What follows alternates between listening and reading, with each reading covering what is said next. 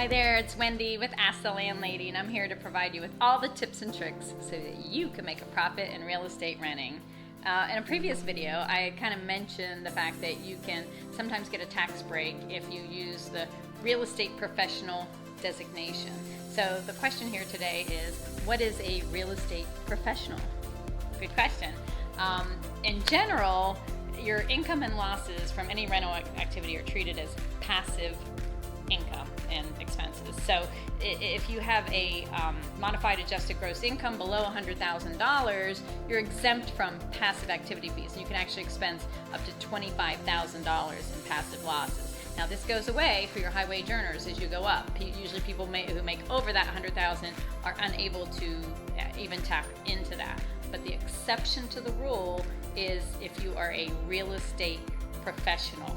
Now, this status will allow your passive losses that you may get if you add your depreciation, if you're doing some other things, and you have these passive losses, you can actually take them and apply them to your W-2 income and the taxes that you pay and actually get some of that money back. So that's huge.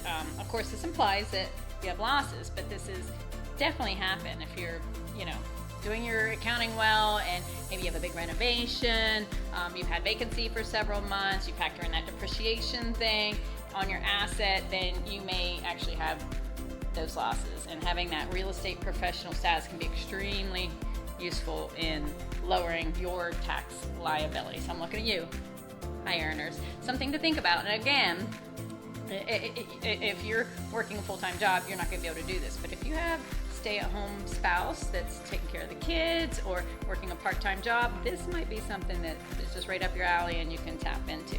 So to do this, you have to be the real estate professional, you have to have material participation in your specific rental properties and adhere to a couple important rules. Now, again, see your accountant and delve more into this to get the detail, but I'm giving you the big picture here on those two rules. And the first one is that the more than 50% rule. So this means that more than half of your working hours needs to be going towards this rental business. So again, if you have a full-time job, it's impossible. You can't work 40 hours a week and then work 50 hours a week on your rentals. The IRS is gonna be like, that's ridiculous. You're not working that hard. That's crazy.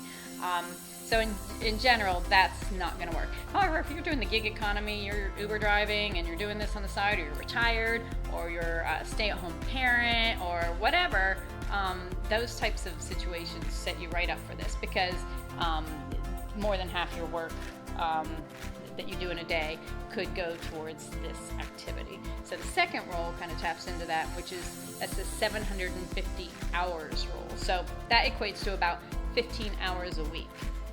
Please note that you can't, so that's about 15 hours a week that you're working on, that you're doing active work for this rental business. Now, an exception to that is it can't be in looking for properties, like looking at listings and doing your research and saying, oh, I'm going to go over here and just blah-de-da, go to a bunch of open houses and expense that off as my hour's time. Okay, you can't do that. But it can be for, and it's unfortunate because I know that's the fun part of the job for some of you. You just like looking for stuff to buy, but it can be the time in acquiring your properties. You do have closings, you do have inspections, you do have all that sorts of things.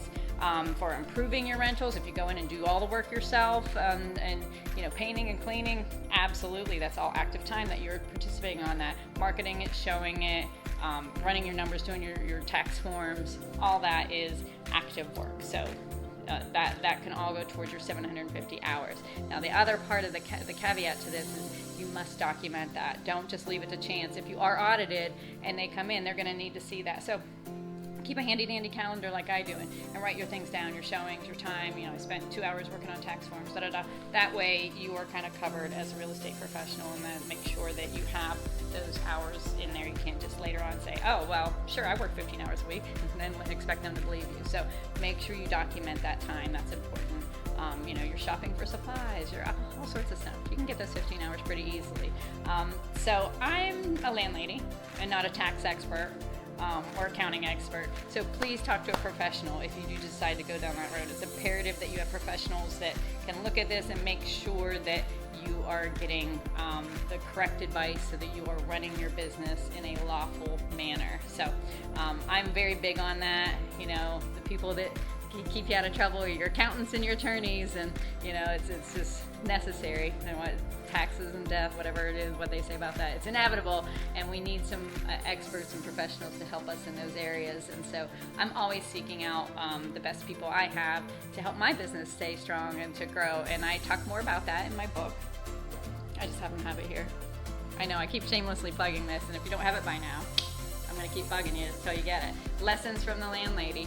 This is about my 20-year journey of being a landlady and the mistakes I've made and the ways I've corrected it and the different things. And one thing I do talk about there, and I give you a little cheat sheet on how to find some good attorneys and how to find some good accounting experts in your area, because that's the person that's going to be crucial to you, especially if you want to grow and you want to do things lawful and you want to make as much money as you can. Because again, it's not easy being a landlady or a landlord, and we're all in this to make money. It's not a hobby. It's not a side gig. It's, well, it might be a side gig, but it's a money maker, and it's a way that you are investing in you and your family's future. And you could be doing other things with your money, right? You could be doing the stock market. You could try to gamble it away, whatever. But you chose real estate for a reason, and it's only behooves you to take that money and do it well, and then make that nest egg grow and grow and grow. And by doing that, you need to have some experts on your side. So hit me up in the comments. Has there been any of you out there are real estate professionals or interested in trying to get that designation? I'd love to hear from you. So subscribe, comment, and I will be seeing you very soon with some more tips and tricks so that we can all be profitable on our rental journey. Thanks. Have a great day.